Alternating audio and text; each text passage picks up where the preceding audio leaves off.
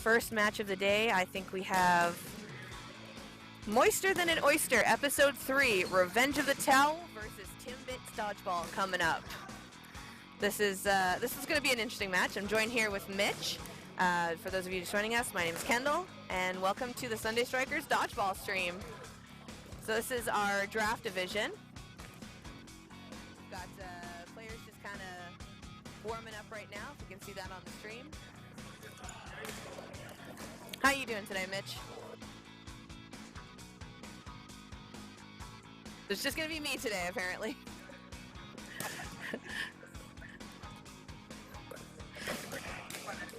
I think Mitch should put a mic on, but I'm going to put that out onto the stream. Should Mitch be wearing a mic? No. Everyone say yes.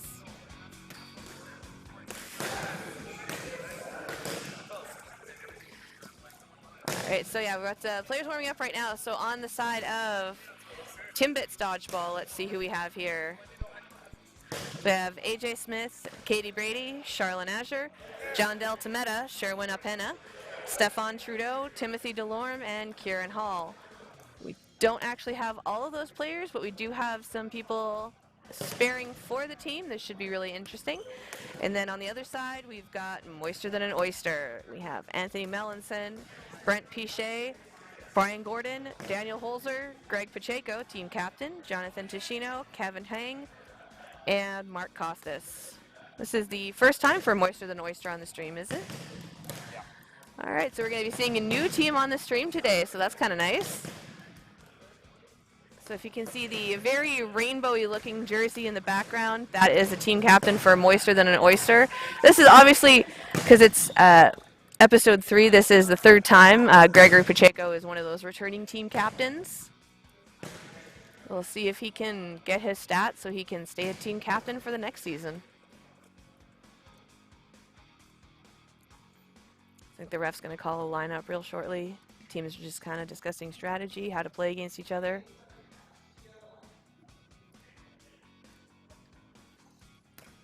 And then we're going to get the balls lined up and play some dodgeball.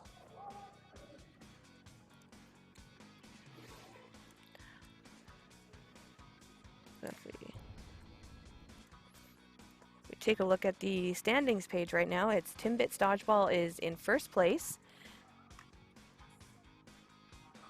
And then we have Moister Than an Oyster in second place for a draft league right now. So these are the top two teams facing off.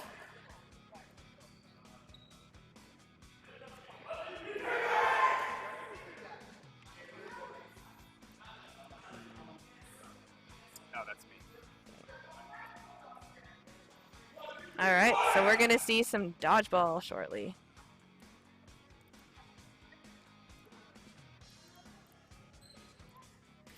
So they're just lining up to there now. The ref's going to start the game shortly, and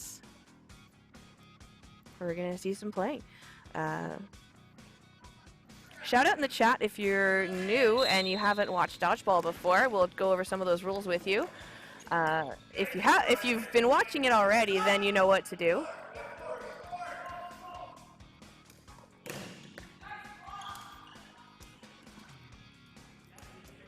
All right, so it looks like Moister Than an Oyster, or I'm just going to call them Oyster for the rest of this to keep it kind of easier to say. They've got 4 balls right now. They're sending 2 over.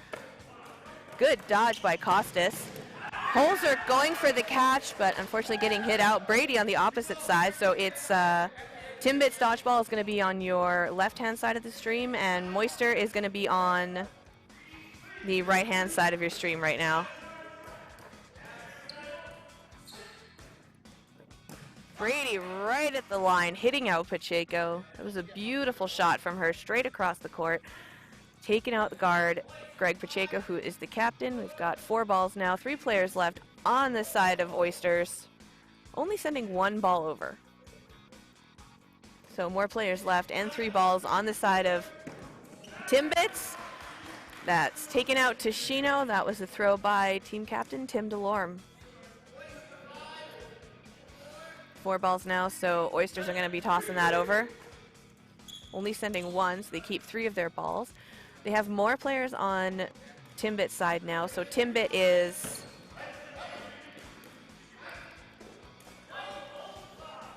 has more players, so they have obligation to throw.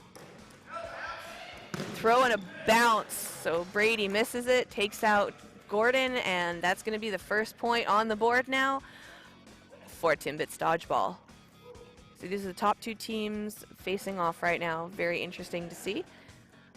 We're going to have the hit and catch count going.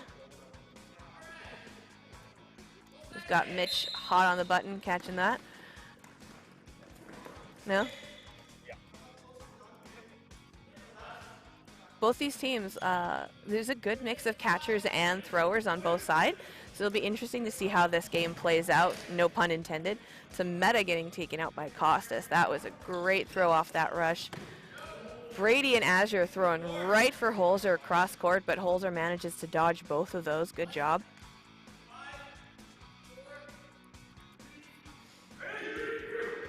Ref just counting it down now. Brady getting taken out. They sent 3 balls over just to try and take her out alone. She is a fierce player.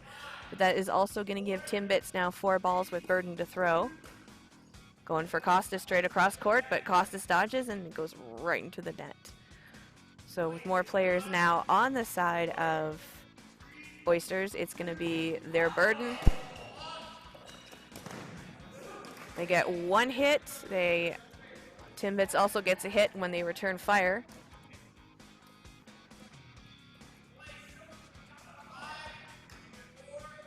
So the ref is counting down the remaining 5 seconds between teams' throw.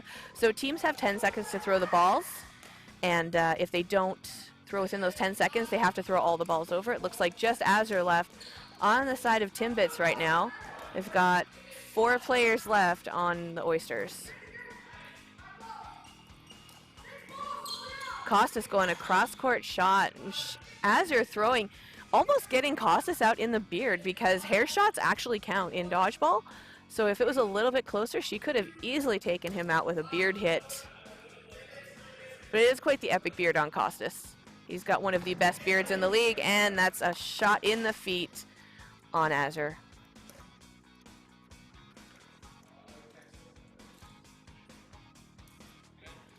So we're resetting, so we're going to be 1-1 now. So tie score, I think this is going to be a very evenly matched. Again, these are the first two, these are the top 2 teams in the league right now, so it's going to be a lot of back and forth gameplay between the two. It's interesting to see how their strategies are going to compensate for that. Gordon going for a catch, but Delorme hitting him out. Brady with a high throw. Everyone saw that coming and dodges it. They take Brady out. She gets to her knees and goes for a catch, but doesn't quite connect with it.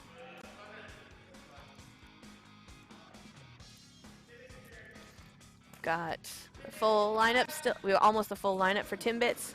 Trudeau throwing one straight across at Pichet, but not landing that hit. That's going to give Oysters now 4 balls for their 5 players on the court.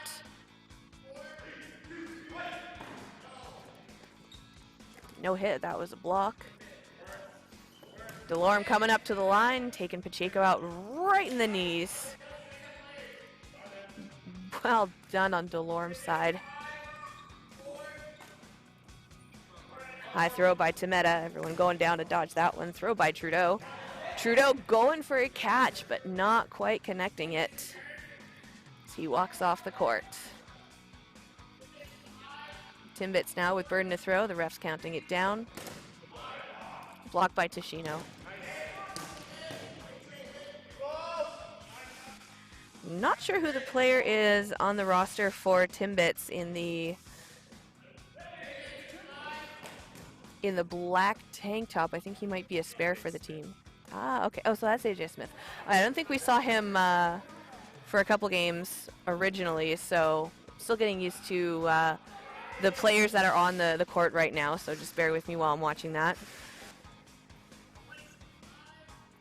So Moisture and Oyster throwing against team captain Delorme. Timetta taking Tashino out in the toes. Got some people on the stream right now. They're just putting up the pads so the balls don't get caught in the net stands. Timetta throwing at Holzer. Holzer dodging it. So it's just Melanson and Holzer left on the Moisture side, and just Timetta left for Timbits. Timetta going to get that point, or is it going to be one for the Oysters? Tameda with a beautiful block there. Taking Holzer out, then throwing right again at Melanson, so it's one-on-one right now. So Moister Than Oyster did have burden, but Tameda decided to take the throw at Melanson anyways. Throwing, but coming up a little short, it hitting the floor and bouncing up, so Melanson manages to dodge that one. Melanson now with 4 balls, so Moisters have burden to throw. Blocked by right in the knees on Melanson. That is going to be the second point now for Timbits. So I think this is going to be a lot of back and forth play today because of how evenly these teams are matched. Again, not a bad thing, just the amount of athleticism on both sides. It's really great to watch.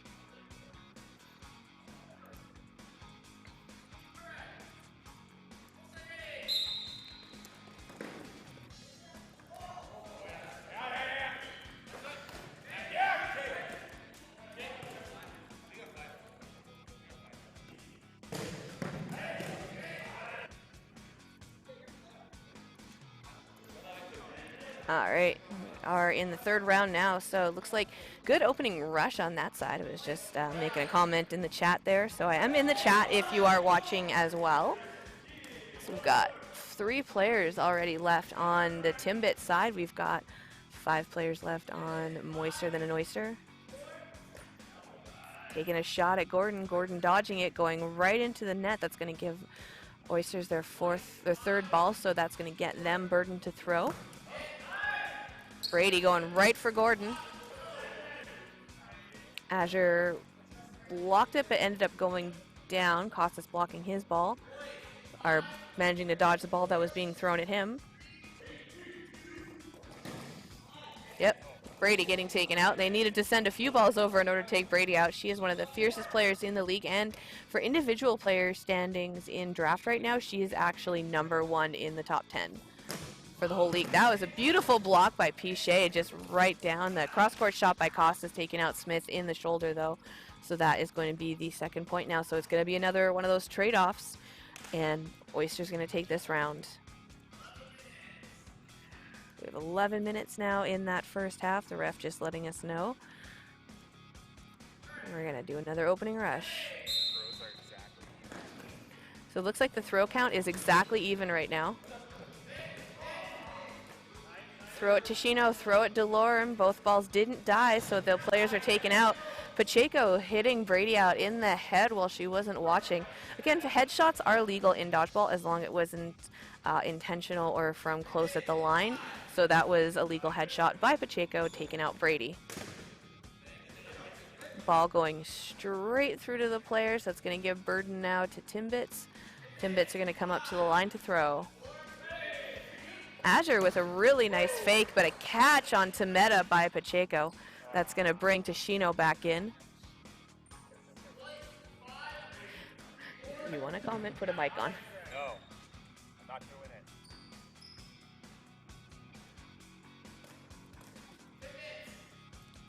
All right, Timbits now. 2 players left on the court.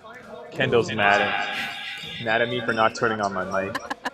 I like our chemistry together, Mitch. What can I say? So it's just Azure left now on the side of Timbits. They're just like, stop throwing, stop throwing. She's got all the balls. I think they've got 3 balls now on the Oyster side. Taking out Melanson. Taking out Pacheco. Azure on a roll right now. Throwing it, Holzer hitting, dodging it. And then Gordon hitting her right in the butt. So that's the third point now for Oysters. So Timbits, they are going to be looking to take this round because, again, these 2 teams, they're tied for throw count right now as well.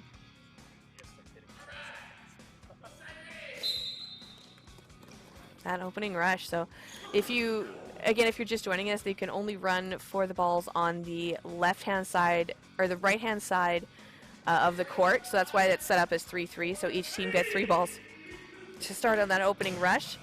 Again, most of the players going for Brady. Brady, not the team captain for Timbits Dodgeball on the left-hand side of your stream right now, but she is one of the fiercest players in the league. She's also on one of the foam squads for Team Canada. We're going to see the World Dodgeball competition coming up at the end of August, early September. So join us for that on Twitch as well. So Oysters right now, they have 4 players and 3 balls. They have burden to throw. Oh! Smith blocking the ball right into Brady. That's going to knock Brady out for the rest of this round unless a couple catches can be made. I'm not seeing a lot of catches today compared to a lot we've been seeing before from these two teams. And both teams have some really solid catchers. Definitely more throws this time around. We're going to check in at the halftime as well because we're going to be watching those stat sheets that the Dodgeball Winnipeg does. So they have individual players get their own stats as well for hits and catches. And those who volunteer to take stats while watching these games usually get some sort of stat keeper draw prize. There's a lot of Winnipeg, Dodgeball Winnipeg merch going around. Gordon getting taken out in the knees. Azure down on her knees, coming up, taking a throw at Costas. Costas going for a catch, but she got him in the knees, and Costas is out. Well done, Azure. Looks like Melanson, only one left in, but DeLorme, team captain, takes him out in the knees. That was a throw we kind of saw coming. Like Melanson is overall, he's a good player. Just didn't expect that throw to go so low, so that's why it looks like it got him in the knees there.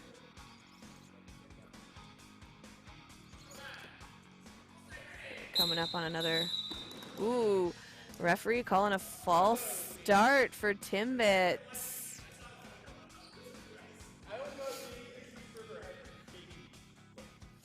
That's it. Everyone seems to be in good spirits today, and everyone laughs it off and right back at it.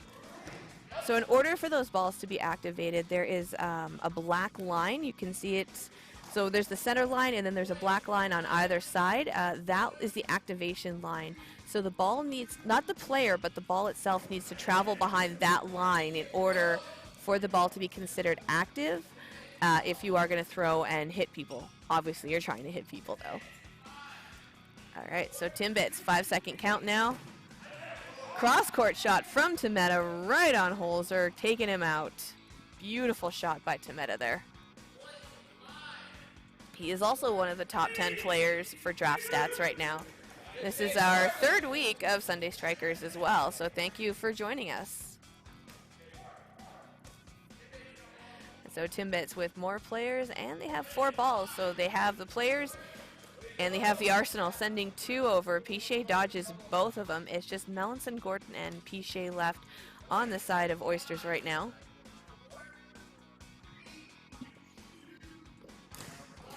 Throwing it Brady now. Brady going for a catch, but missing it again. Brady a little bit off her game today. But you know what? She's been working hard at those Team Canada camps, so she's given it her all here as well, and we can't fault her for anything. Oh, Azure throwing at Piché. Piché going for a catch, but missing it right through the arms there. Just Gordon left now on the Timbits side. So Gordon with 3 balls, Timbits with 3 balls. Timbits sending all 3 balls over, so Gordon has all 6 balls right now. He's got 10 seconds to throw at least one of them. And I'm not sure if that was a hit on Trudeau, if Trudeau was still in, or if he's just shagging for his team right now. But I did hear it connect. So Gordon now 3 balls, Timbits with 3 players.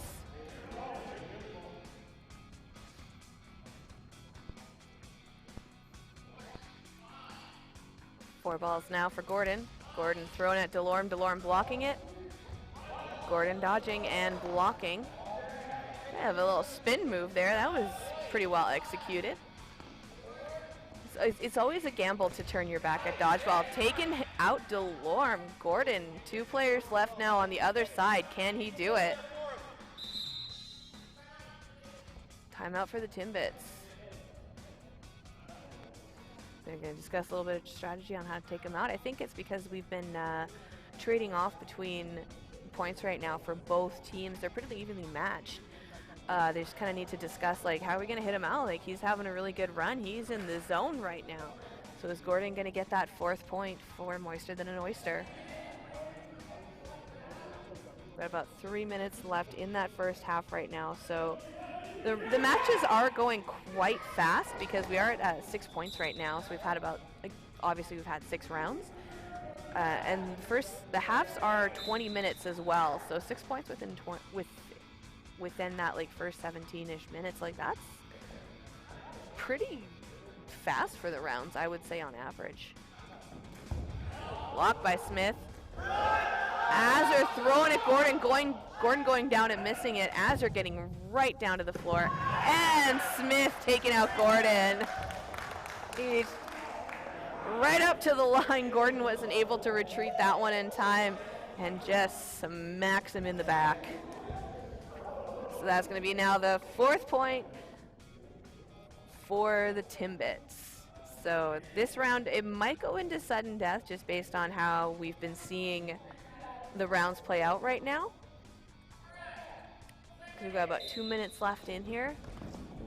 If we do go to sudden death, obviously the ref will let you know. A lot of hits off those opening rush exchanges. Lots of fast hits and throws. So we've got 5 players left now, so it only looks like Timbits took out 1 player on the side of Oysters, as well as 4 players on Timbits' side. Azure getting caught out by Pichet. Pichet sporting a Vengeance Volume 2 jersey. Oh, no, pardon me, a Volume 3 jersey.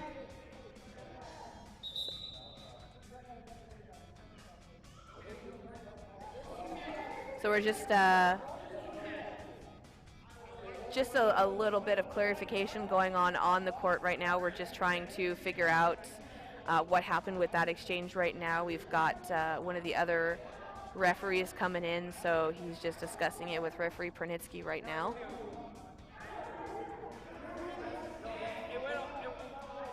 So we're just making sure that the correct call is being made. Again, shout out to the referees because these games happen so fast. It's very hard to keep track of what's going on. I think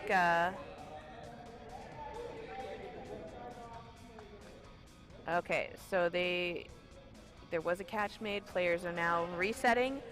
They have to put 1 foot on the line before the round starts. Again, 2 minutes left in the round.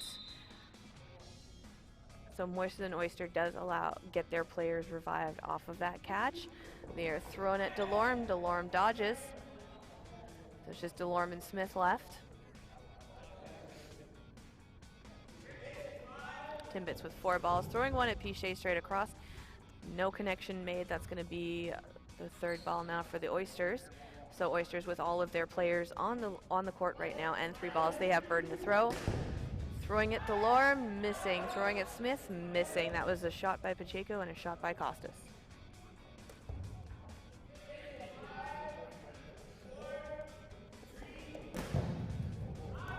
Costas going out. Went to dodge that one, kept 1 foot on the ground.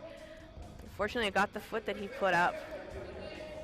A lot of fast communication on the teams too, trying to make sure they know where the balls are, who to give them to, because you want to have 2 balls at least to the guards, which are the players on the farthest end of the line. So it's just Delorme left now. It was a hit from Pacheco, I believe.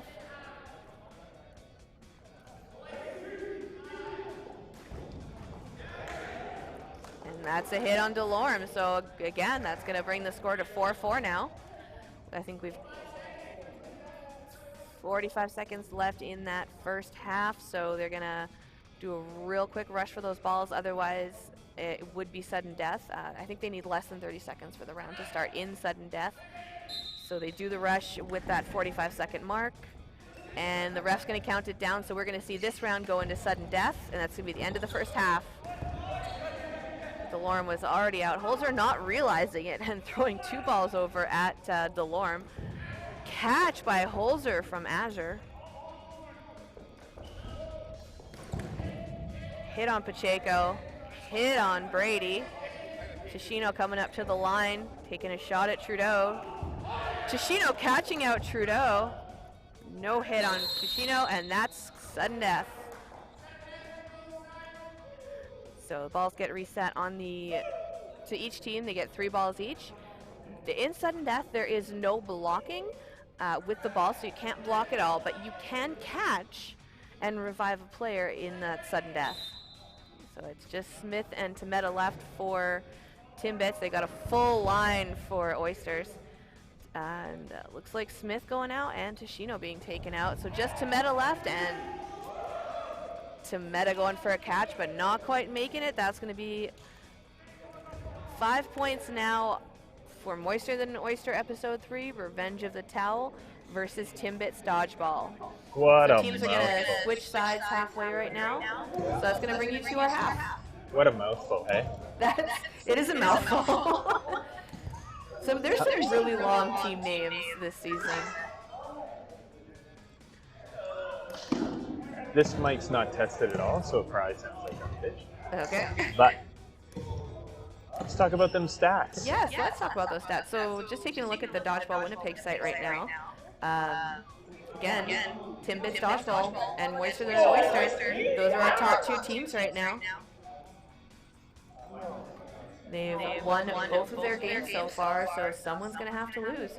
We have 115 throws coming from Timbits and 128 throws coming from the Moister side, the Oysters.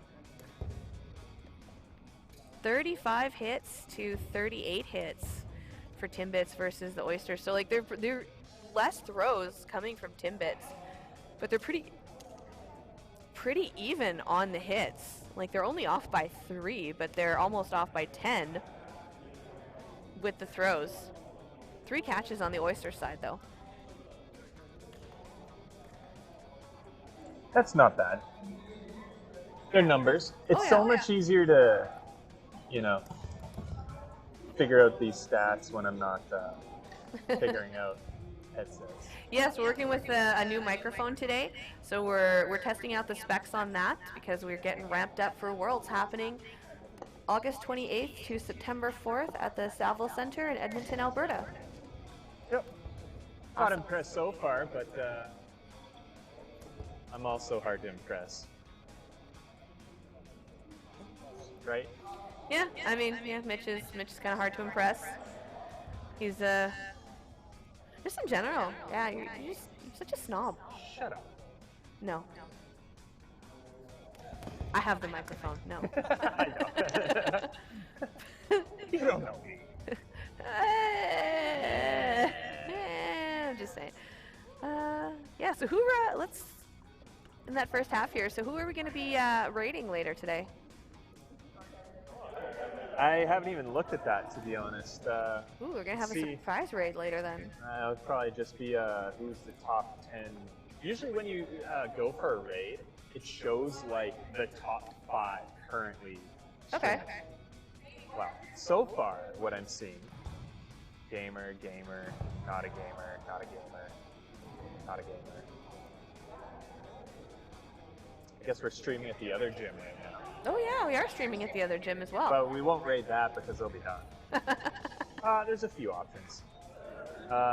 Delta Crab is always streaming at the same time as us. Okay. Finally gone to mid. He does that on purpose because I raid him. So there's some people that just know when we're going to be streaming. We just happen to stream at the same time as Sundays. So that's one option. It's a go-to we have. But we have quite a few other places we could go to as well. Not necessarily friends of the channel, but been around type thing that I'm seeing on our list here. All right. So we've got some players on both. So the teams on both sides, they're talking some strategy. So again, these are the top 2 teams in the draft league right now. So what are you thinking? Who do you think's going to win this one, Mitch?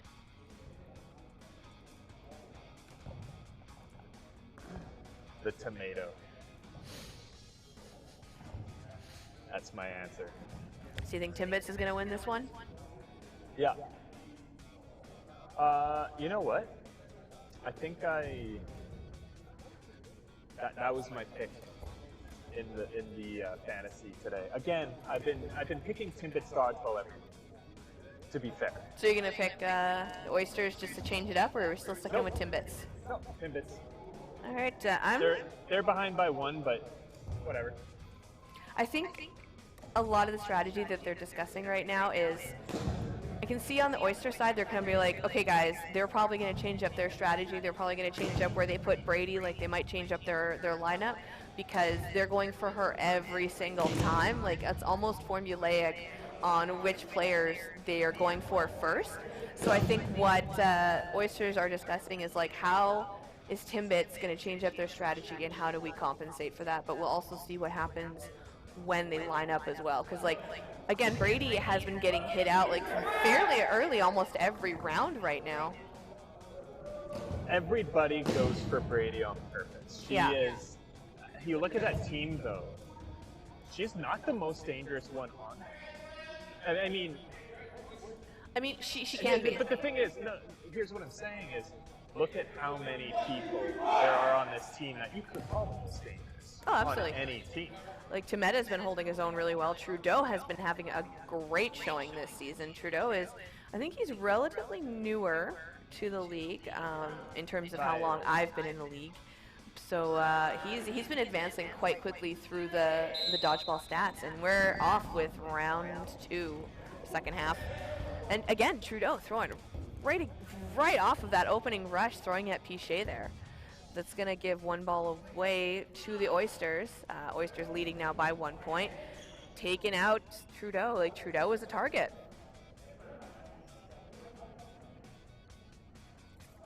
He's definitely one of those players to look out for. A lot of throws made right now by that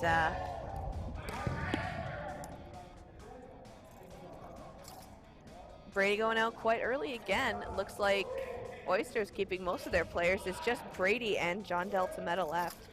Or for those of you in the chat, Tomato. And that's another point for Oysters. So we will see what happens. Like that was a fast round. Like we have, based on the count between the ref and our game clock right now, that round was just under a minute. Like under a minute for that first half, for that first round in that second half. That was insane.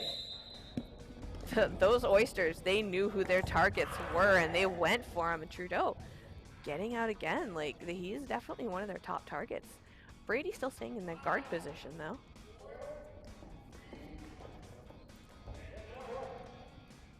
Great jump dodge by Pichet on the Oyster side.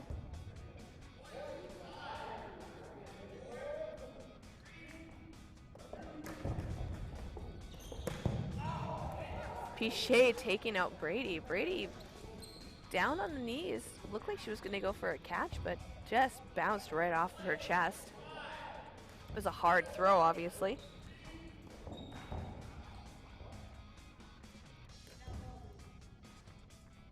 Throw at Pacheco there, but hitting a little bit short and hitting the ground and feet, so he is safe. The ball died as it hit him, so it's not a hit. He is safe. Costas almost losing his balls as he goes down to block there. Delorme managing to stay in. Good little sideway dodge. So it's Azure now in the guard spot, changing it up with Smith. So Smith's the guard, Tamita's the guard. That's those are 2 pretty good guards to have for that team right now. A little bit of a release a little bit too late from Delorme there, so the ball kind of hits the ground and bounces right back up.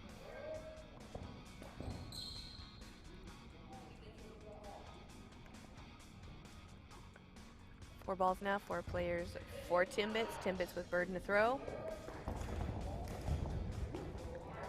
All 4 players managing to stay on the Timbit side, but no hits made on any of the Oyster players.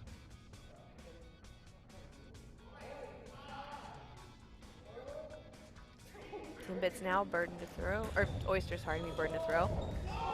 Ooh, Pacheco going for a catch but missing, taking out Smith as well. So it's going to be 3 players left now on Timbit's side. Ooh, Tameta getting pegged off in the feet as he was going for a jump dodge there. Delorme getting taken out in the stomach. Don't think he was expecting that one, that secondary shot by Piché.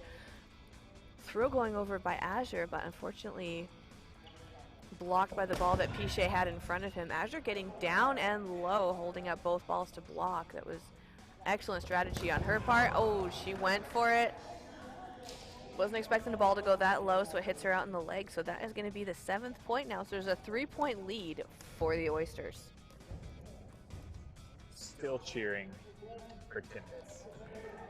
As Mitch says, he's still cheering for Timbits. Who are you guys cheering for in the chat? Let's hear.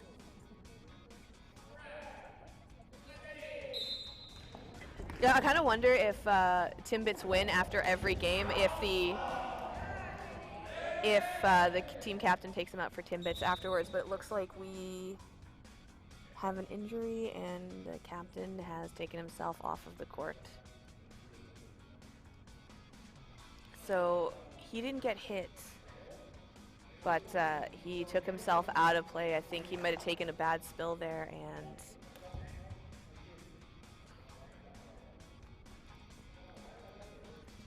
we're just pausing play right now to make sure everything is okay there. Looks like they running over to the office for a first aid kit. So that's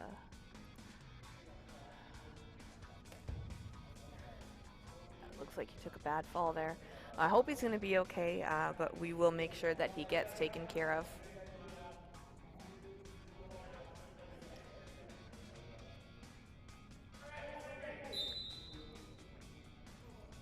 So unfortunately, because Timbits doesn't have any extra players on the court right now, they're not going to be able to sub anyone else in.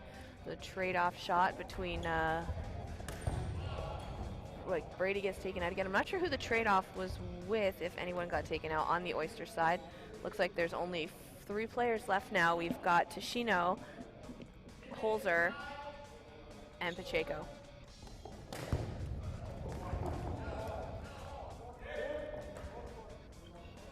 Great throw by Holzer. Tameta going down to block, coming up, holding that ball, blocking that throw from Tashino. Tashino getting a catch on Trudeau there. Oh, that was a catch because we see Gordon back on the court now. Block by Smith.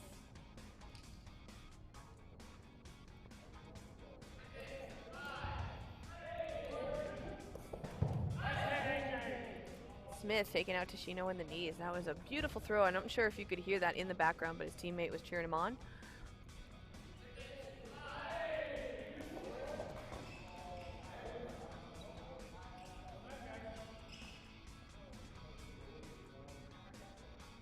So Oysters now with 3 players. Smith and Azure right up to the line getting that other ball over, but again, they only have that 10-second throw, so ref is going to start counting down those 5 seconds now. They have to throw, otherwise, if it gets down to those 10 seconds, they would actually have to forfeit every ball they have on their side over to the opposite. That's why that 10 seconds interval is very important, to make sure that you talk strategy, pick your target, and then you throw before you have to give all of your balls away. But if you're also a catcher, it does not really a huge issue if you have to give your balls away either. Blocked by Azure.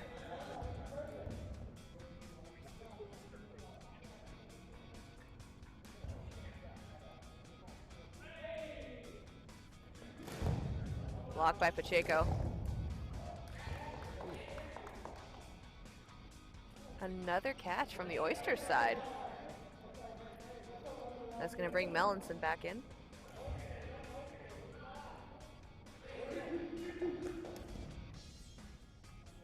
So it's just Tameta and Azure left now on the court. They're just discussing who their targets are. Coming up to the line, going to take a throw.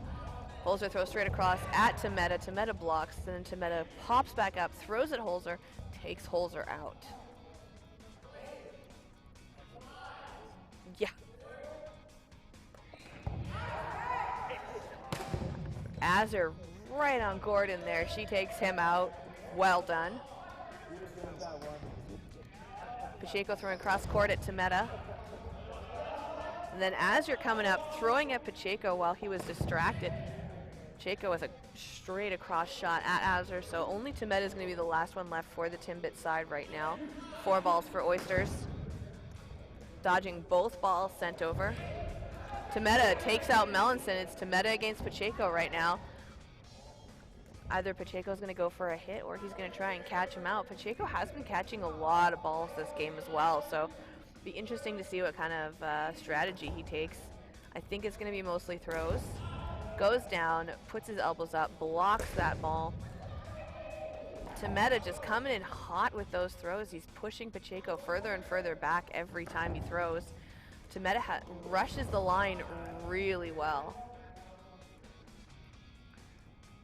Pacheco was almost at the back, and then this time he came straight to the back. He went for the catch, and he misses it.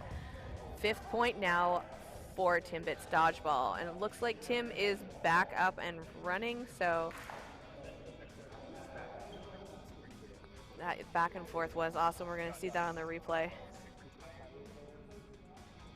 But Tameta just rushing to the line like every time. He was pushing Pacheco further and further back, so it would need more effort for Pacheco to come up and rush back at Tameta. So that was very well played by Tameta. Smith getting taken out in the back, going for kind of like a matrix dip, but they saw that coming and hit him in the back.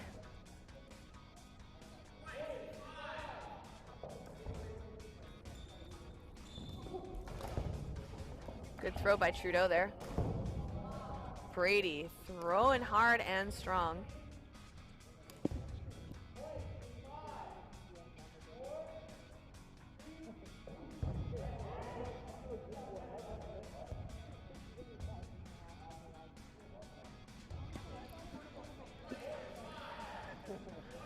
All right, so it looks like Oysters, 4 balls. Ooh, looks like Tameta got taken out there. Throw it, Holzer. Holzer dodges it. Brady's still in. Oh, going for a catch and missing. That's gonna frustrate her. So Oysters, they are coming in strong and hard on this one. Taking out Captain Delorme, taking out Trudeau is just Azure left. Yeah, they honestly, with the players that are on the court, they pretty much have to. Azure getting hit out by Holzer. She was not expecting that one.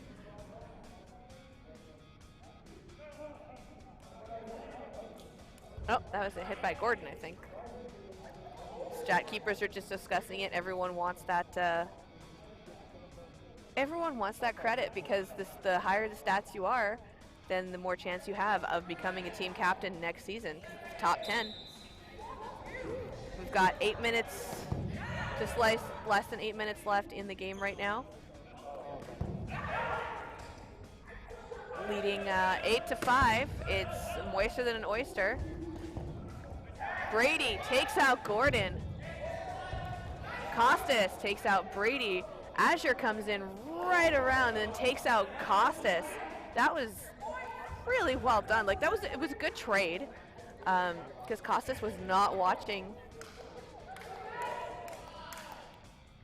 So we see now Pacheco and Melanson left on the Oyster side. Melanson with a high block. It's just Pacheco and Melanson left now on the Moister side.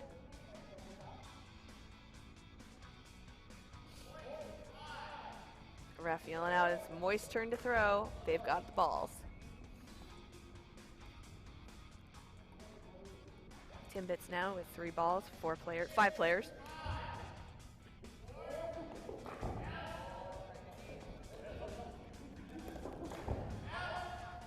Bounce shot, not a catch, but that Pacheco's not out either. We've got 4 balls now, or 5 balls for the Oysters. So the Oysters have burden to throw. Taking out Smith, right in the knees it looked like. Yep. Timbits now burden to throw, 3 balls, 4 players. Trudeau throwing at Pacheco. Yeah, that was pretty well executed. All right, 4 balls again for the Oysters. Pacheco throwing high, going right into the net. John Del Tameta goes through where Melanson was trying to block and takes him out right in the legs. So that's going to put just Pacheco left on the Oyster side. And that's going to be the 6 point now for Timbits. So 7 minutes left in the half. Oysters are leading by 2 points. Can Timbits turn this around? Because neither team has lost yet. They are tied for top place in the draft stats right now. So someone's going to have to lose this game. So that's going to change up the standings. Ooh. Thrown up off of Holzer. Pacheco getting a catch. Unfortunately, the hit that got Trudeau goes straight up in the air, and no one catches that one. And then as Brady comes through, as Trudeau's walking off the court, they get her straight in the chest as well. So that's going to keep the lineup pretty strong for the Oyster side. Sending 2 balls over, going right into the net, right between Tameta and Azure there. 4 balls now, so they're just going to discuss strategy. Timbits 5 seconds to throw. Looks like they were throwing at Holzer there. Holzer getting low and dodging that one.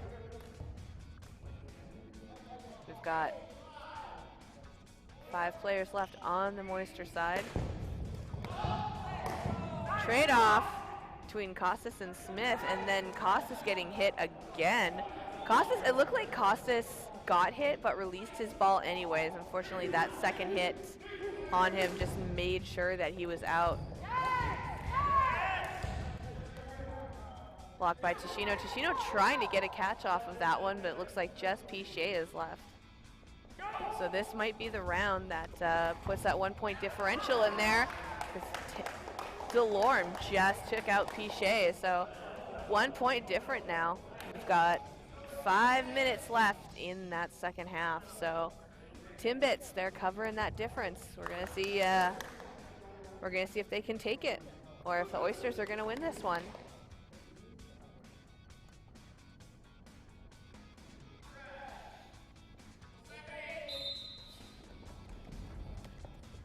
Lots of effort on that opening rush by both sides. Pitch going to Trudeau. Trudeau not getting anyone taken out, but not losing anyone either. It's going to be 4 balls for the Oyster side, though. So Oysters are going to come up to the line, and we're going to see who their targets are. I'm guessing it's Tameta and Trudeau. And Brady going straight through and hitting out Melanson in the leg. He was not expecting that to happen. It was a beautiful throw by Brady. She has got an arm on her. Catch by Smith. No, and I think it was Tashino that was the catch anyways. That Brady releases her ball and hits him in the leg just to add insult to injury there. Blocked by Costas. It's going to bring that ball over the line, but it looks like we had someone fishing it. It was still on the side of the Oysters though, so good to go. Brady was reaching for it though. Brady knew. So 2 balls. We still have a full lineup on the Timbit side. We've got 3 players left on the Oyster side. We've got Piché, Holzer, and Costas on the left-hand side of your screen, and the full lineup for the Timbits. Blocked by Piché on a throw by Brady. 4 balls now for the Oyster side, as long as it doesn't roll over to Timbits. Blocked by Delorme. Delorme is staying up at the line like he wants that ball, and he is being smart about it. Tameta with a throw right at Holzer, taking Holzer out in the knees. Like, beautifully executed. That's going to put just Piché and Costas left on the Oyster side. Katie with a straight through shot at Piché. Piché just barely nicking Brady. Like, I could hear the swoop of that ball. Blocked by Smith right into the stat keeper for the Timbits side. Good thing she had that clipboard to keep her safe. Throws now from Oysters, sending 1 ball over. Piché being the target for that one. Delorme blocking Trudeau coming right up to the line to throw, not getting it, but Delorme follows up with another throw, hitting a Piché right in the legs. Costas now 4 balls, last player left on the court for the Oysters. Dodging both of those, ref calling it safe. Costas is going to be a hard player to hit out. He knows how to take full advantage of the court when he has it, but that shot by Timetta, we'll see what happens. Looks like all the balls now, except for one, is on the side of the Oysters. Blocked by Timetta. Timetta rushes the line, comes up. Looks like he was going to throw, but none of those just connected. But as you're coming up to on the other side there, 1 minute, 37 seconds left in the first half, or in the second half. Oysters are going to take a second timeout, so they can't take any more timeouts, even though game's pretty much almost over. But they are going to discuss it because they have almost all the players left on the side of Timbits. So if Timbits gets this point, we're going to see what happens. If there's another round, we might actually see sudden death too.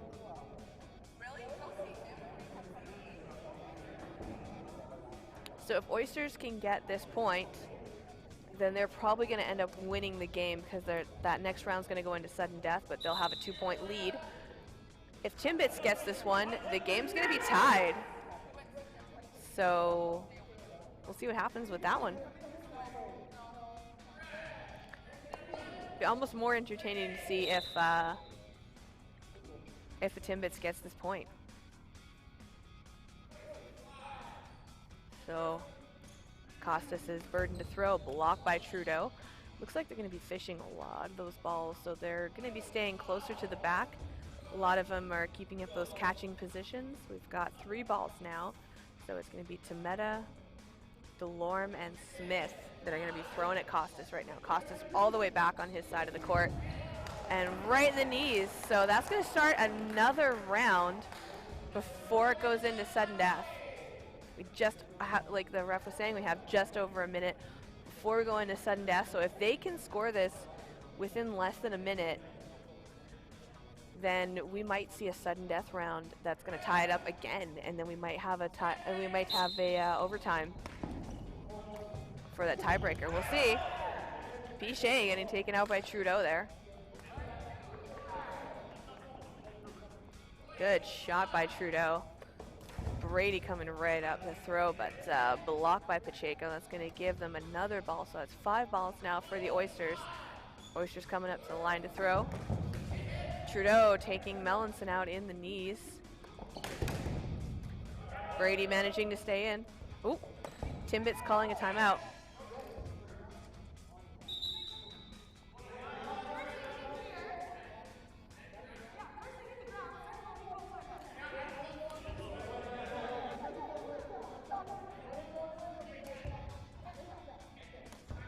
So looks like he was calling that as a hit or a catch. I'm not too sure. But the ball hit the ground, so it wasn't a hit on Brady. But team captain called the. So it was neither. They were just confirming that. But what had happened was team captain called a timeout. So Tim Delorme called a timeout there, and ref did not blow the whistle to stop the game. So the throws that were made on the Oyster side were still valid throws, but they were just making sure that that throw didn't count for anything. But they wanted to make sure that they knew that the team captain had called a timeout there, because Brady got a little heated over that one, understandably so, because I think as soon as like the ref, or I think it's like as soon as that timeout symbol or like that yell was made, the ref should have blown that whistle, but I guess he might not have heard him either. So again, it's the ref are doing the best they can, especially when it gets loud in a gym, when a lot of balls are exchanged like that. So score is tied 8-8. We're at sudden death right now, so this one is going to be the tiebreaker. So it's going to be either a very short or a very long sudden death, but that's going to be the end of the first game here for Sunday Strikers at East Elmwood Community Center. This is the Dodgeball Winnipeg League with their Sunday draft. All right, so Burden to throw now on the side of Timbits, sending 2 over, no players taken out. Holzer coming up to the line with Tashino. Taking out Smith, taking out Delorme. Trudeau dodging that one. Looks like they still have Tashino, Gordon, Pacheco, and Holzer left for Oyster. So Brady. Trudeau with a catch and then a hit in the legs. That's going to bring players back for Timbits now. So we've got Tameta, we've got Azure, and we've got Brady left on the side of the Timbits. So this is going to be a very intense sudden death. Brady with dodge. 4 balls now.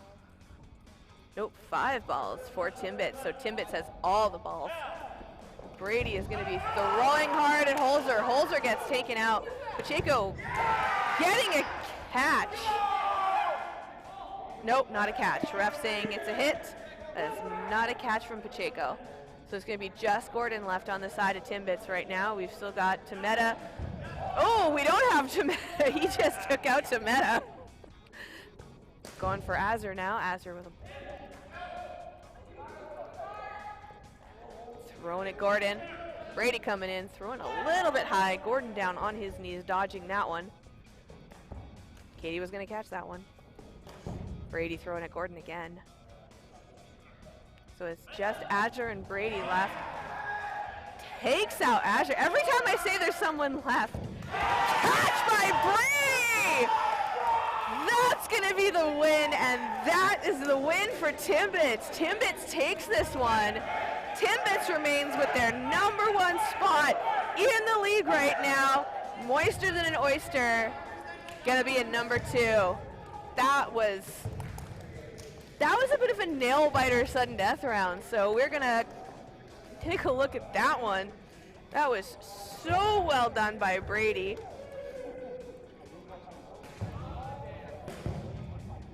So at Timbit Dodgeball, they're going to keep that #1 spot. We're going to get some updates coming in soon from the other gym. We're going to see who wins that one and how that is going to change the standings. So those are the stats right now that we can see on the screen. It's 248 throws for Timbits. No, for Moister Than an Oyster. 248 throws, 231 throws. It was 231 throws from the Timbit side, or did you switch the stats, Mitch? Okay, so Timbits had 231 throws. Moister Than an Oyster, 248 throws, 71 hits. So about almost 10 less throws from Timbits, which should be. Okay, so the Moister Than Oyster actually had 10 catches. We just saw the update happen, and 5 catches from Timbits. But that last catch by Brady at the end of the game, that was like chef's kiss. Like, that's the kind of catch that you want to see, and that's going to bring that percentage up a little bit for the Timbits. But again, Timbits still with less throws, but almost as many, just 1 less hit than Oysters, and Oysters threw 248 times to Timbits 231. That is quite impressive. So final score: Moister Than an Oyster 8, Timbits Dodgeball 9. Wow. So is the teams that we also had at the other gym. JoJo Steel Ball Run won 6 points to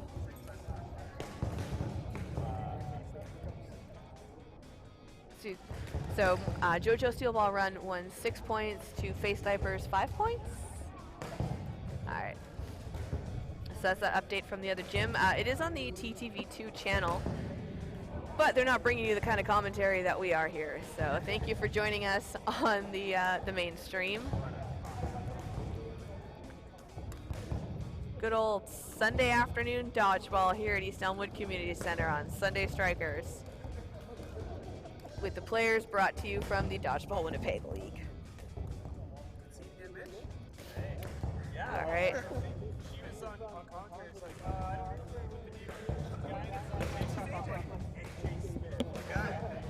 All right. We've got the teams lining up right now. So up next, Team Send It versus Low Expectations. So this is going to be Low Expectations' first time on the stream as well, I think.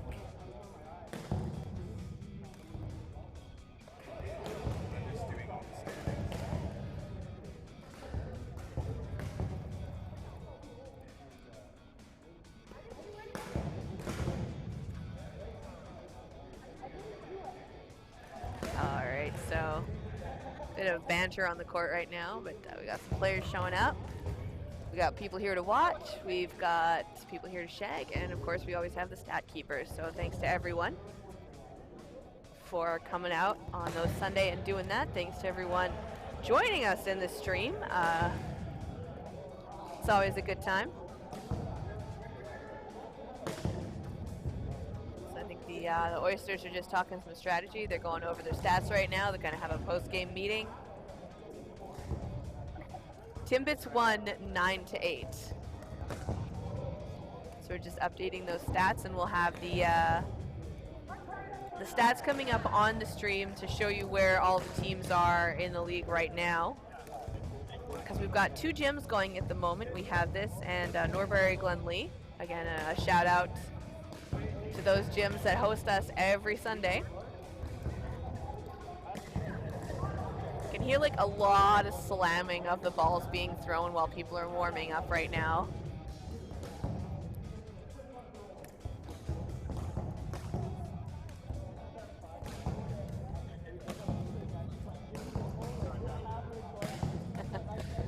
All right, so again, thanks to those of us joining in the chat. I see there's a couple of you in here, so why don't you tell us in the chat, like, what did you think of that? Like, how did you guys, did you enjoy it? Did you want to see more of that? Do you have any questions about what happened? Like, happy to answer any of that.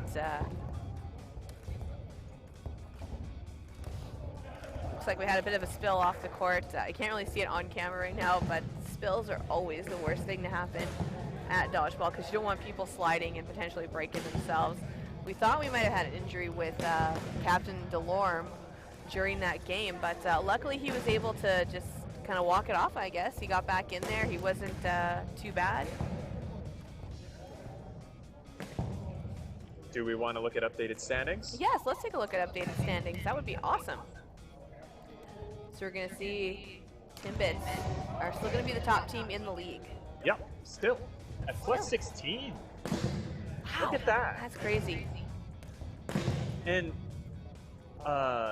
what were they at the half? They were losing by 3. Yeah, it was 7-4. So it was a 3-point lead from the Oysters there, but Timbits brought it back. So Moisters and Oysters still in that number 2 spot. Low Expectations with 3rd spot there, coming in with 6 points. We got Plasma Donuts, 3 points. Clownish Behavior with 3 points. JoJo Steel Ball Run, they just, I think they just won their first game. Yep. They've got 3 points. Face Diapers and Team Send It are at the bottom 2. You can really no tell wins. that JoJo had a slow start to this season based on that plus minus. They're Yeah. the only ones in the negative double digits, and yet they won 5-1, no less. 2 Face Diapers, who are at -1. I'm not sure how the scoring works on that, with Face Diapers losing 3 games and being at -1. That doesn't make a lot of sense to me. I'm not too sure either.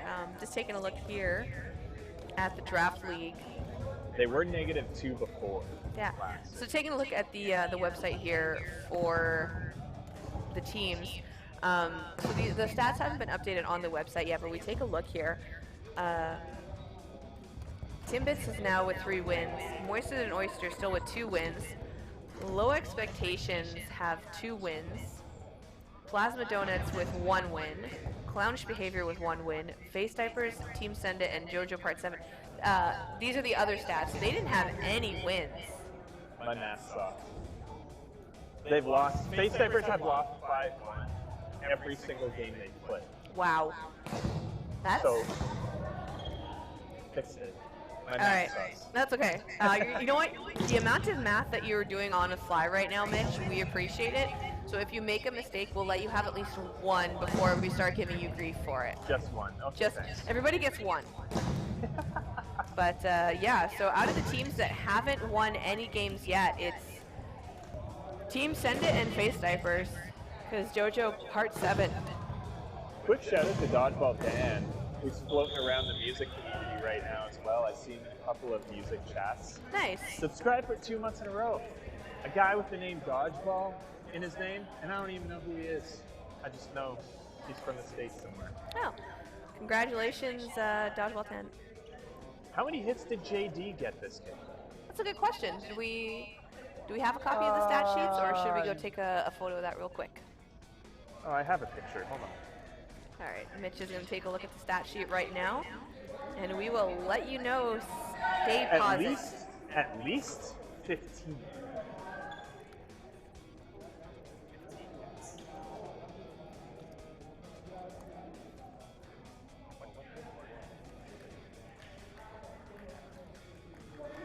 Awesome. So yeah, we're working out with some, we've got some new equipment right now. So we've got headset mics this time that we're trying. So we're working with some new equipment to possibly bring to Worlds at the end of August. So if you give us any feedback in the chat about the mics or anything, it's really appreciated. And we are off, so we're going to see. It's going to be on the left-hand side is Low Expectations. On the right-hand side is Team Send It. We just don't have the counter up yet on the stream right now. That's okay. I'm just letting everyone know. So Thorkelson getting hit out. Kasperick getting a hit off of Nguyen right now. So just Poirier and Usov left. They were Kasperick getting hit out, Usov getting hit out. So we've got 3 players left on the Low Expectation side. We've got Ferris, Bonner, and Lily left. And Lily with a catch. He's known for that, actually. Lily is the originator of the reason why there is a no catching with your shirt rule in Dodgeball Winnipeg. He used to constantly lift up his shirt and catch balls with it. So eventually the league owner eventually had to say, you can catch, but you can't catch with your shirt, because that's technically equipment and not fair. So no shirt catches in Dodgeball Winnipeg because of this gentleman on the stream right now. But regardless of what he uses, he is an amazing catcher. Ooh. That is a shot from Linz right into the knees of McEwen. So we've got 4 balls, and we've got 4 players left on Team Send It. Bit of a wide shot from Morovic there.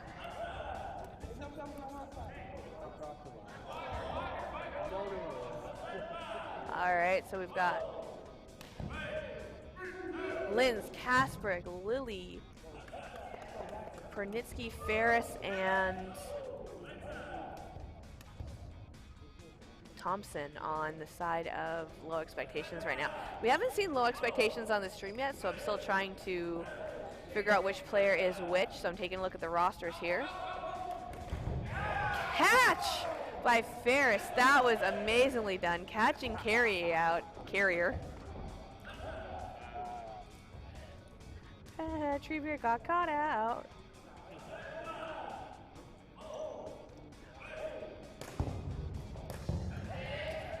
Poirier going for a block, but hitting him in the legs. Blocked by Morovic. Morovic going down, trying to take out Linz. Second ball takes out Linz. Going for Kasprick now. So we've got Linz is in the Riptide shirt jersey, and Kasprick is wearing a Linz Manitoba Uprising jersey. For those of you watching in the chat, so that's not difficult to follow at all. Morovic getting hit out.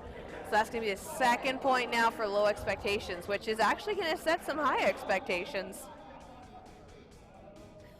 Mitch giving me a dirty look for making that pun, but you know what?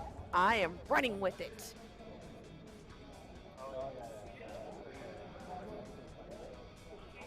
All right, so between low expectations and Team Send It.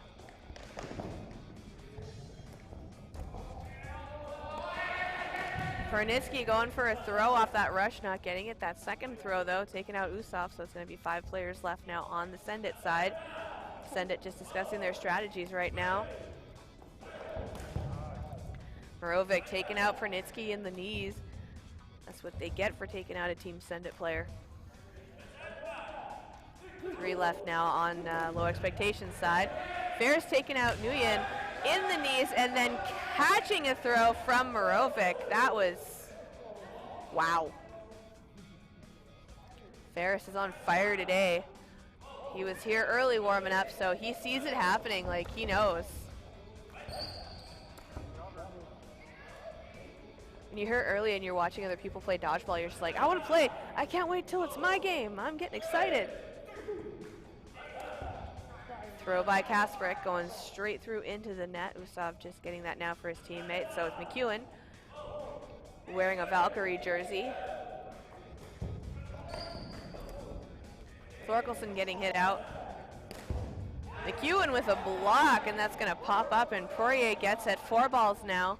You can hear on the side telling them to load up. 5 balls, 1 off that's being held by Ferrer right now. Kasprick blocking all those shots at him. Kasprick right up at the line playing money ball to get those balls. And it worked out for them because they got all the balls thrown at them and they sent them straight back and took out McEwen. That's going to be 3 points now. Team Send It with no points. And we have about 14 minutes left in the first half.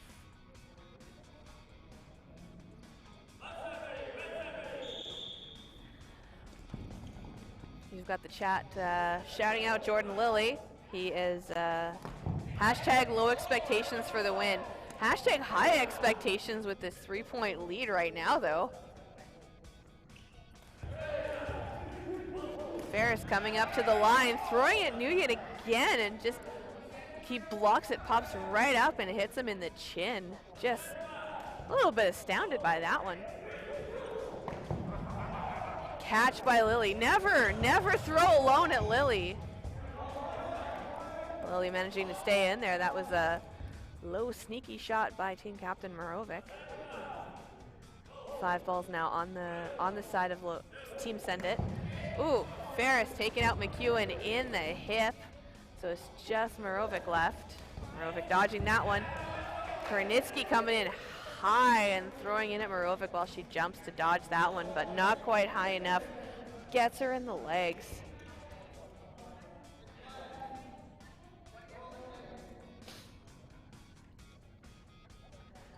All right, so we're gonna see what happens with Team Send It.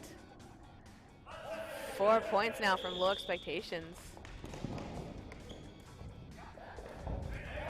Ooh, Usov getting out right off of that opening rush. Unfortunately, we're not going to see Captain Pertot joining the game right now. He's got a bit of an injury, but he is coaching from the sidelines. He is there, and he is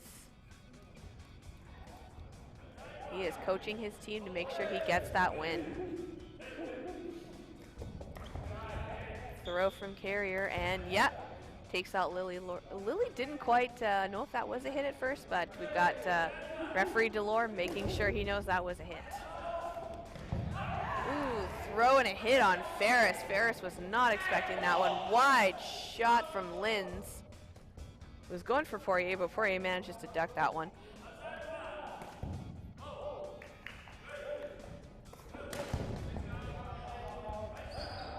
2 throws onto Lynn's right there. Lynn's throwing it Nguyen. Nguyen's staying in. Kasparek going for a catch there, not quite getting it. That's going to be 3 players left now on the side of Send It. Low shot right into the knees at Lynn's. 5 players left for Team Send It now. Oh, Thorkelson going for a catch, and she didn't make it. And then it bounced off Ferreira's back. So Ferreira is out as well. So that was a double. That's gotta hurt.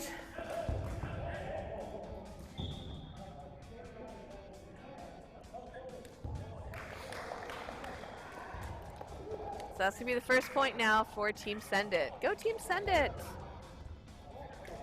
Also, happy birthday to Carrier, or Treebeard, on Team Send It.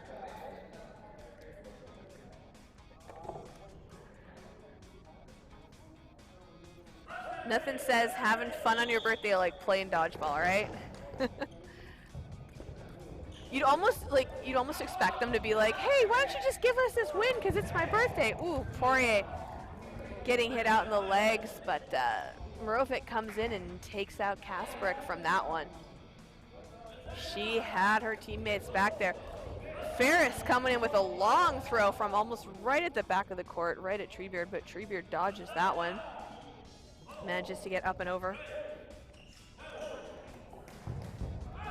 Oh, catch by Bonner, not expected at all. Ferris dodged that one.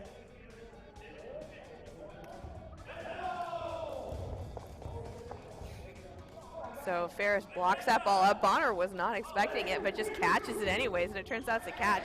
McEwen getting hit out in the legs. Kasparek dodging that one, but from Morovic, but taking out Treebeard in the ankles. So it's just Morovic left now. And that takes Morovic out. She's one of those players where you need to throw 2 balls at her. Like some players you can get away with throwing 1. You got to be careful about those catches though. Like I think Team Send It realizes that Jordan Lilly is playing right now, so like 2 balls at Lilly at all times because he is a catcher. So is Ferris actually. Pernitsky's a pretty good catcher as well. The low expectations, I have high expectations for their catching abilities. And I'm going to just put that joke into the ground. Yes, so Dodgeball Dan, they are playing with the 7-inch foam balls right now. I think they are gator skin. Or a plastic substance that mimics the texture of gator skin, not actual gator skin, because that would be cruel, according to Bare Naked Ladies. So Morovic, Pernitsky trading off hits on each other, and then Lynn's getting hit out as well. Going up high, Poirier coming in with the dive catch. Hey, Poirier got some knee pads. We haven't seen him playing with knee pads yet, so I think he understands, like, save those knees. I think his team was like, look, man, you were a good dodger and you're good at it, but you also don't want to break your knees on this hard ground.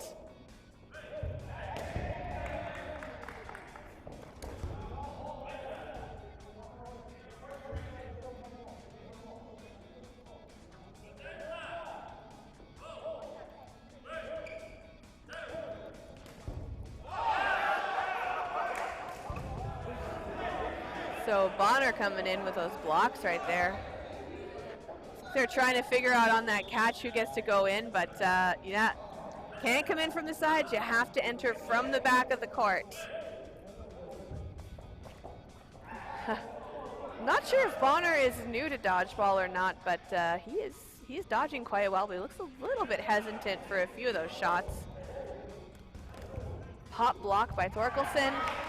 Bonner went for the catch on that one, wasn't expecting it to be as hard of a throw as it was, so it tips off the hands. He couldn't reconnect back with it, and that's going to be a second point now for Team Send It.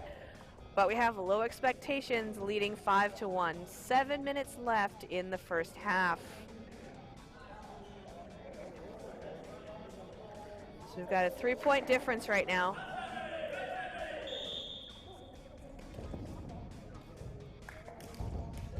block by Morovic off of Lily at the beginning there. Lily, oh, Ferris with a double shot. It goes straight past Morovic after taking her out, and then takes out Usov as well. That was impressively done by Ferris. That was a great shot. But they saw, they knew he was going to be a problem, so they take out Ferris. So we've got 4 players left now on Team Send It. We've got 3 players left for Low Expectations. Linz dodges that one. Nguyen gets hit out in the shoulder. Not seeing that one coming. 3-3 left. Burden to throw on Low Expectations. Taking out Ferreira. Treebeard stays in. It's just McEwen and Carrier left on the Send It side. We've got Pernitsky, Bonner, and Linz. Treebeard hits out Pernitsky. It's just Treebeard left. Linz blocks. Ground shot, so Treebeard stays in. Treebeard winding up to throw a little bit high. Linz is going to go down. And he gets hit out.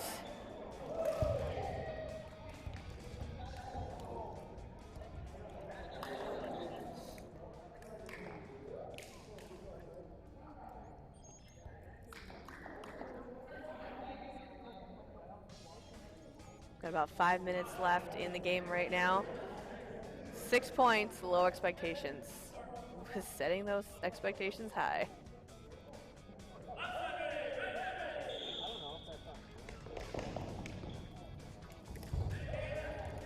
Lily making sure that doesn't happen again, so he takes out Poirier right off that opening rush. Poirier went down to grab some of those balls.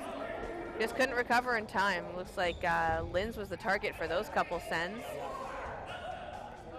Nguyen coming up to the line. Nguyen jumps and dodges that one. Well done.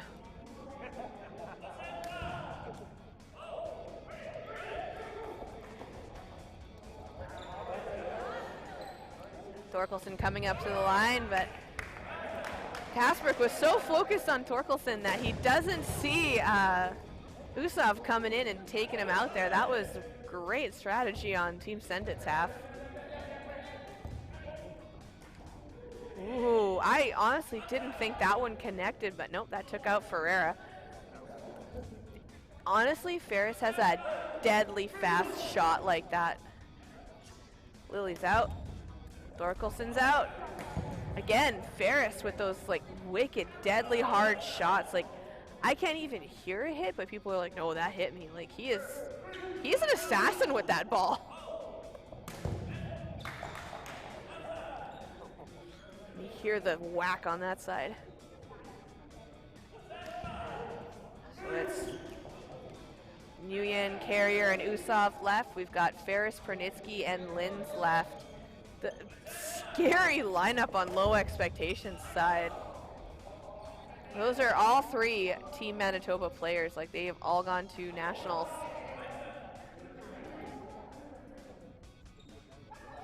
Yeah, we also had 2 players on the Send It side at nationals as well. Carrier going up for a jump, but tall guy didn't bring his legs in. Usov blocks, Nguyen stays in. 2 players left now. Still 3 left on the Team Send It, or Low Expectations side. Ferris with a block. Ferris just pops down, blocks, pops right back up. He is fast. Nguyen going out. Usov catches that one. Usov has been one of the biggest catchers on the Team Send It side. And we are calling a timeout now for Send It, I believe. They called the timeout. So we're going to take a look at some of those stats in the chat real quick. We've got the hit and we've got the throw count going on right now. So we've got Low Expectations, 98 throws so far. Team Send It, 103 throws. And this is with 2 minutes left in the first half. We're already breaking the 100 mark on throws. 42 hits, for low expectations. 25 hits for Team Send It. So yeah, Team Send It is just trailing behind on hits right now, but they have more throws. Again, Send It, 103 throws. All right, and they're at it. They're throwing it Ferris, but Ferris blocks that one. They just sent all their balls over. Usov just manages to dodge that one from Ferris. They've got just 2 balls and 2 players. 4 balls now for low expectations. Poirier and Usov out at the same time. That was just deadly coordination on their part. Very well done, but oh, is it deadly.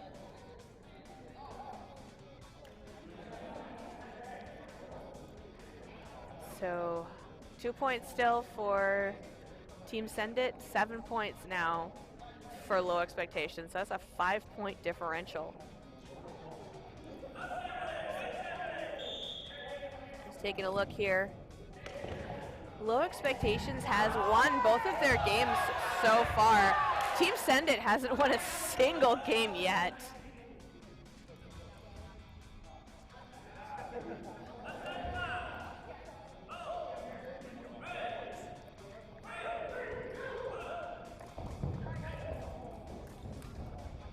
Like Pernitsky taken out in the knees right there. Got 4 players left now on low expectations. We still have a full line left for Team Send It.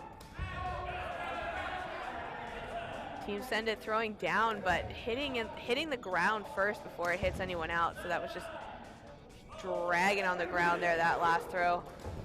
Everyone throws at Ferris because he has just been a pain in the butt for Team Send It this round. He's been murdering players left, right, and center. Like, he is,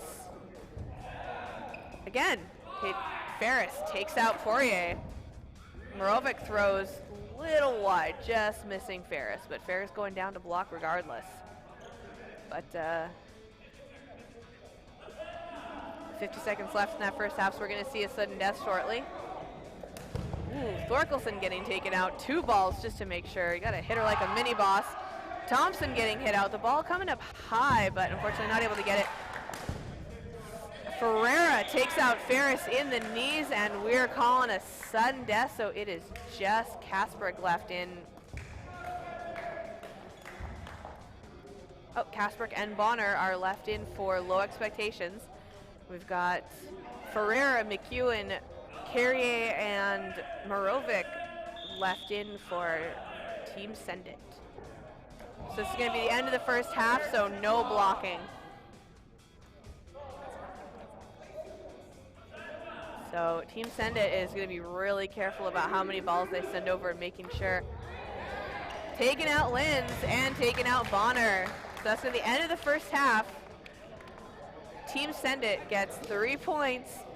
Low expectations stays at 7. Take a look at those stats. So 114 throws for low expectations, 123 throws for Team Send It, 47 hits and 31 hits. Difference between low expectations and Team Send It. So Team Send It, they're making those throws, but at least 20 of those hits have to be Ferris for sure. Like, he has been on fire this round. Half, I should say.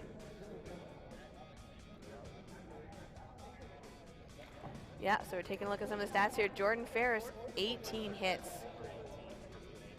Yeah, so we don't have the official end of the second half stats yet, but the ones that we did get while the half was going on, 18 hits already. Ferris is just on fire today. But and then we also have Linz, Pernitsky, and Kasperek. They are pretty evenly matched. Linz and Pernitsky have 7 each, and Kasperek has 8. We've got, yeah, and then we've got 6 catches on the low expectations side. Only 2 catches for Team Send It.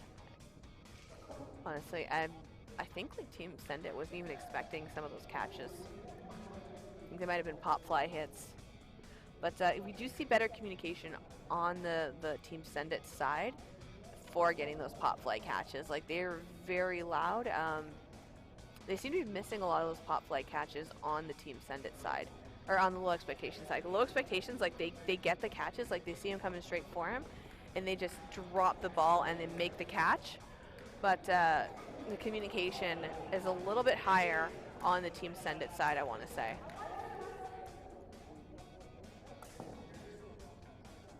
But low expectations are working very well together as a team also. A lot of hard throwers and a lot of catchers on the team. Again, you have Jordan Lilly on the low expectation side, and Jordan Lilly is known for his catching. Like, he has a reputation for it in the league. He is definitely always one of the leaders in catches, especially when it came to draft. We haven't seen him play draft for a while. Yeah, I think it works out of the province, and we also haven't really seen him because of COVID, so it's been hard to but it's good to see him back. It's good to see a lot of players returning from that break after COVID, and haven't lost any of that athleticism during that break, so we're seeing a lot of it here today. Opening rush now, second half. Ferris throwing off that rush, but not connecting with anyone. I think he was kind of second-guessing that throw there. It looks like he had a bit of a hesitation in his step. Nguyen sent in one straight over. Pernitsky dodges it. 4 balls now.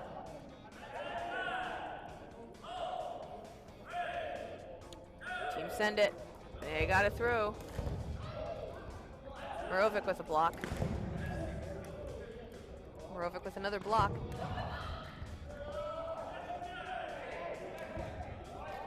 Catch is good, so Usov is going to be coming back in. Yep. So still going to keep the full line there for Team Send It. That was a catch by Morovic. That was a really good one as well. I think they struggled a bit to get control of it, but it was done. 2 balls sent over at Ferris now, because you pretty much have to do that with Ferris.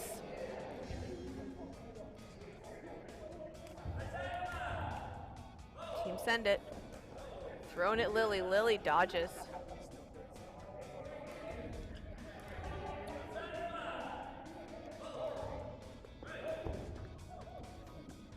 Morovic blocks that one. Throwing it Lily. That just one person throwing alone at Lily. Always the worst idea. So if they are rewatching this stream later, never throw Lily alone. Never. He is going to catch. He is the catcher. He is like, again, that's what he is known for. Pernitsky coming up high to dodge that one. Thorkelson taking out Lily, though. Lily had a ball in his hand, though, so that's why he can catch that one. But teammate giving him a fist bump anyways. Good job. So we've got Bonner, Thompson, and Pernitsky left. Thorkelson trying to go for a block with that second one connecting with her arm. Pernitsky gets low to block. Throws it Poirier, but it comes up a little short. Poirier blocks it and keeps it for his team. He sweeps that one over, so it's going to be Burden now on Team Send It. They have 4 balls. Throwing it Thompson and Pernitsky. None of those balls connecting. They send 2 over, so now it's going to be Burden now for low expectations. Throwing out Morovic. Morovic dodges both of those. Pernitsky with 2 balls. He dodges that throw by Morovic. All their throws are going towards Pernitsky with those 2 balls. Like, he knows how to block. Like, Morovic getting right in the knees. Usov getting hit out as well. So it's just going to be Poirier left. It's a great throw by Thompson there. But Pernitsky's always going to be blocking with those 2 balls. Like, and he is a good shot as well. So not maybe the best move. Like, try and get Pernitsky to release one of those balls. And then, bam! Right on Poirier from Pernitsky. That's that first round of the second half. That's the 8th point for low expectations. They are out for blood now.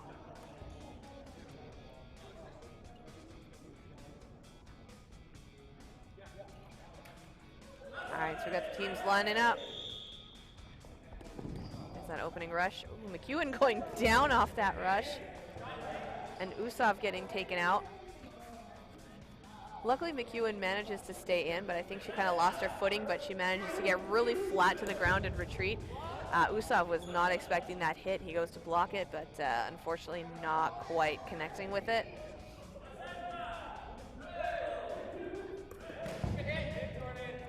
And now McEwen's taken out. Oh, Carrie getting hit out in the butt.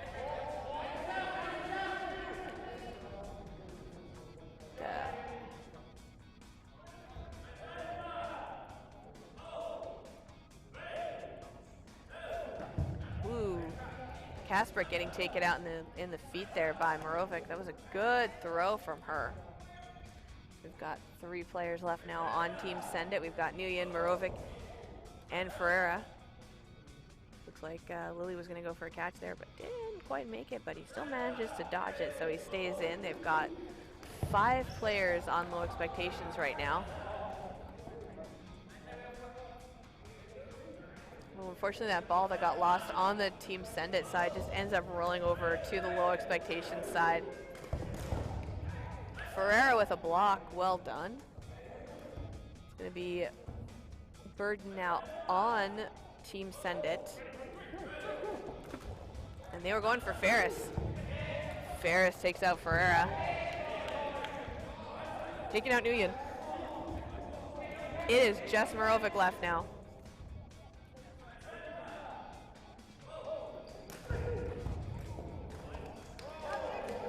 Yeah, throwing at Linz. Linz blocks it, and Ferris comes up from the sidelines and takes him out.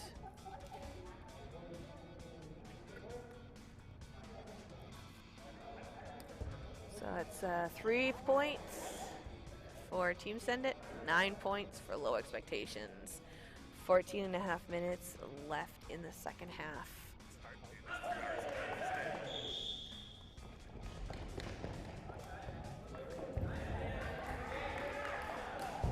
Nguyen coming up high with that block. Pernitsky going right for him, but he had a good jump there.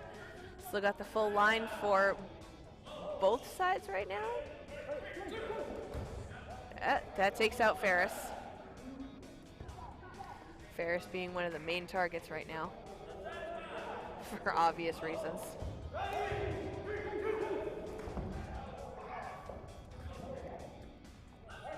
Nguyen going for a throw, but not quite connecting it with anything. We've got a lot of fakes from that side. Ferris with a block. Team Send It coming up now. Takes out Nguyen. Carrier throws, goes right to the net. Everyone dodges that one. So Lily trying to do some sort of fancy spin throw. I'm not sure what he was going for there, but he didn't release a ball. Kind of spun around like he was gonna.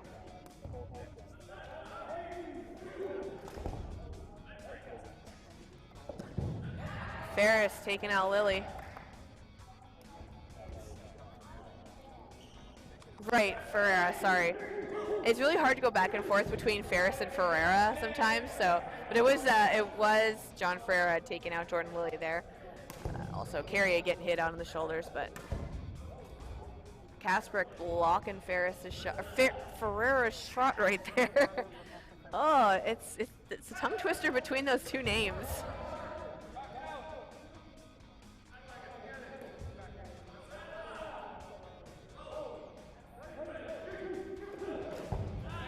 And that takes out Ferreira and takes out Usov. They pretty much had their number on that one.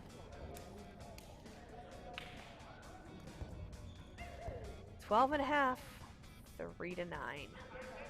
3-10 now, actually. Yeah, 10-3.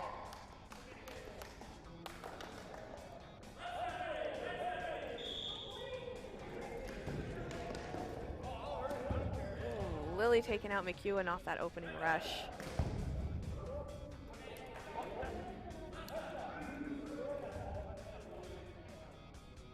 It's unfortunate that Ben Furteau, the team captain, has an injury and he's not able to participate, but wow, is his team stacked, let me just say that. Like, he had some good picks during that draft. It's like the amount of points that his team is getting for him is insane today with Team Send It. Poirier blocking that shot from Pernitsky there. Ferris not on the court this round, so don't have to worry about him. But they're still going to have to worry about Linz. Morovic with a catch. Beautifully done. That's going to bring McEwen back in. Poirier with another with a catch. That's going to bring Ferreira back in. So that actually, that's pretty much almost the full lineup back on the court except for Nguyen. McEwen getting taken out. Shot in the legs on Kasprick there. Kasprick goes out. So it's just Bonner and Linz left now for low expectations. Will this be a point for Team Send It? We shall see. Not connecting with Linz at all. It's going to be 4 balls now. We've got Linz and Bonner left in. Linz takes out Morovic. She went for a block, rolled straight up her arm and into her face. That was a hit. And that's a hit from Treebeard right on the toes of Bonner there. So it's just Linz left now. Linz with almost all the balls. Just Carrier on the other side with 1 ball thrown at him. Carrier dodges. 4 balls now for Linz. So Linz burden to throw. As soon as he gives away one of those balls, he's not going to have burden anymore though. Throwing it to Treebeard. Treebeard dodges.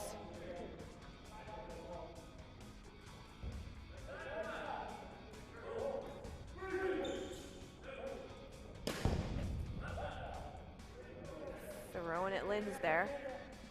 Linz with 4 balls again. They are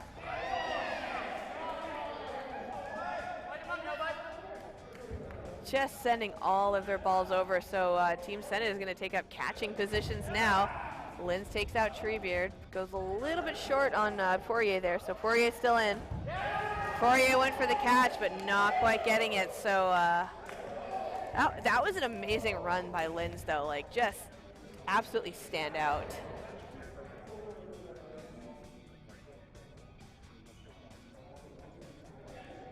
So, 11 points now.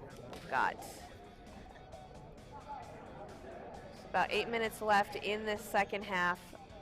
Low expectations, 11 points. Team Send It, 3 points.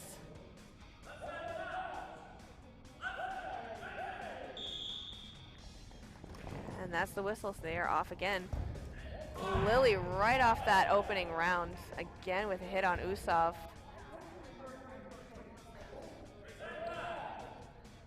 Just talking it out right now. That's going to be Kasprick getting hit out. Not sure who that hit was made by, but that was a very well executed round. Or executed couple throws there from Team Send It.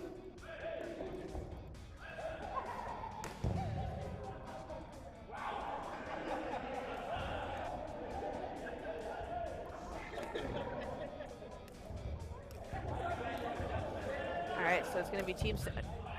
Oh, Lily blocks it right into Ferris. That's gotta suck. Alright. We've got Bonner and Linz and Lily left. Oh, Lily going for the catch, but getting hit right in the shoulder. He had a ball in his hand, too. Lily doesn't seem to catch when he has a ball in his hand, so he ended up dropping that one. Linz going down. It's a low block. So it's just Bonner and Linz now. We've got 5 left on the side of Team Send It. Weren't able to send that.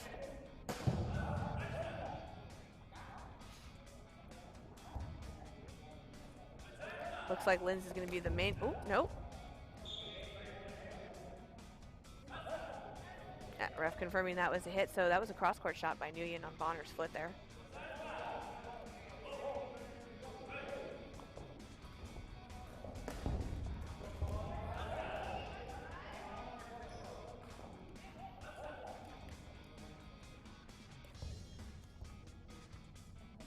4 balls now for low expectations. So they have burn to throw. It's just Lynn's left. Lynn's going down and low. Morovic blocking that throw from Lynn's. It's going to give them 3 balls. They're going to have burn to throw now. Looks like they're going to send all 3 over. He dodges every single one of them. That was insane. Right in the chest of Nguyen there.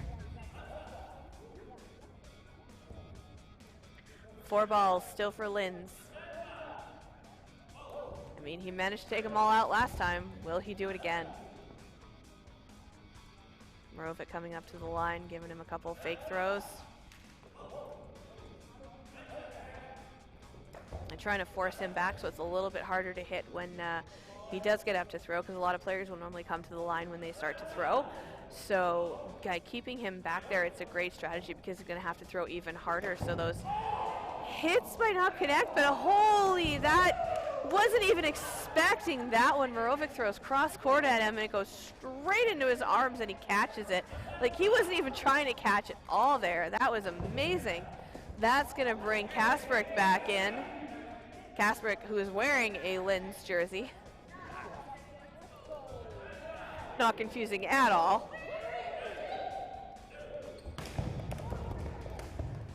Kasperick with a catch. Poirier with a catch. That's going to bring someone back in. They're just discussing it now. So yeah, Nguyen comes back in. So it's Pernitzky and Linz. Pernitzky also wearing an Uprising jersey, but in the red colors. Poirier catches him out, and Nguyen hits him in the knees. Nope, that was not a hit. But Linz gets a catch. That's going to bring in Lily.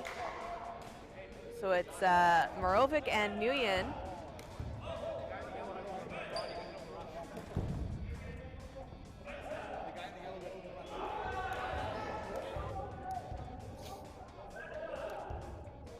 So 5 balls now for that side.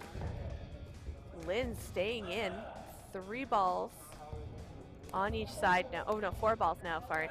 So low expectations. Ooh, takes out Morovic. Nguyen blocks. Nguyen blocks again off of Linz.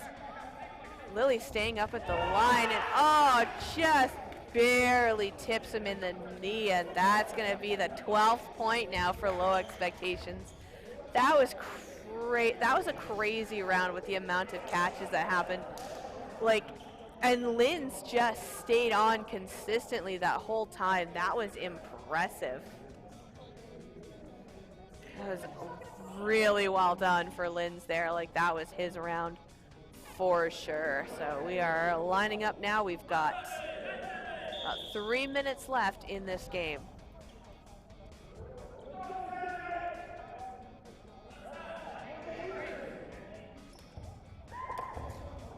Bit of a low throw there from Ferris, going down, popping up. Threw that one straight into the floor. Ferreira blocks Pernitzky's throw there. Team send it now, Burden to throw, they're just discussing it. Coming up to the line, oh, catch by Bonner. Usov going out. Catch by Pernitzky off of that throw from Ferreira. That was insane.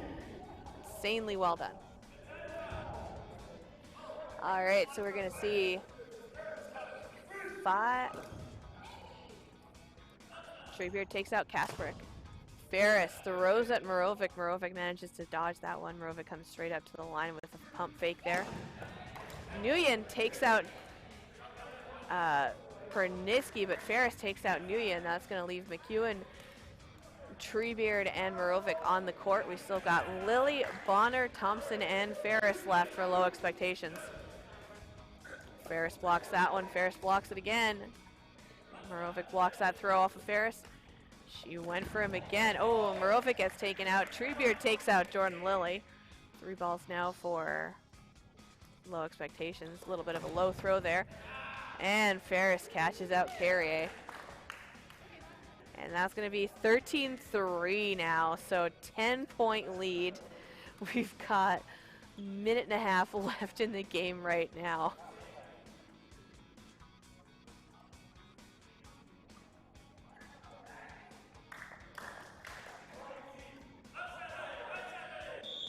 All right, so their opening rush here. Ooh, Kasparek takes that ball right off that rush. And 2 balls take out Fourier. Like, that was a great hit by Kasparek there. Ooh. It's going to take Pernitsky out and went right in the arm. He went to dodge it, but he didn't bring his arm back in time. 4 balls now for Send It. Lily gets a catch on Nguyen there. Like, never throwing him alone. Ferreira blocks.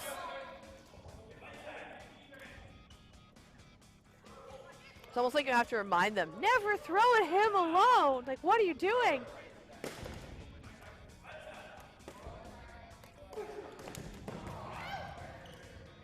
Carrier takes out Ferris.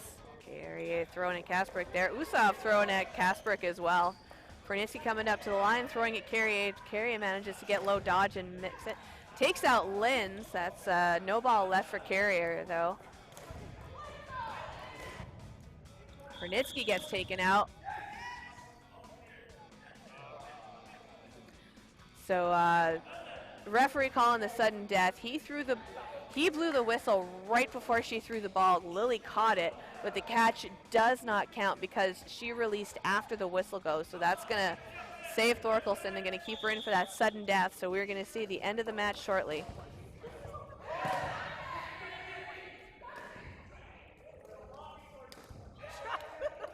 Usov gets taken out in the legs.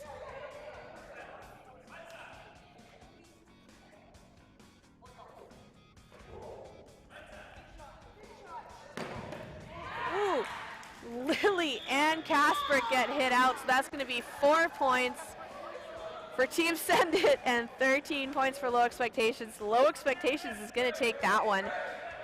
Well done. That was a game. So we had 230 throws to 229 throws. So Team Send It threw 230 times.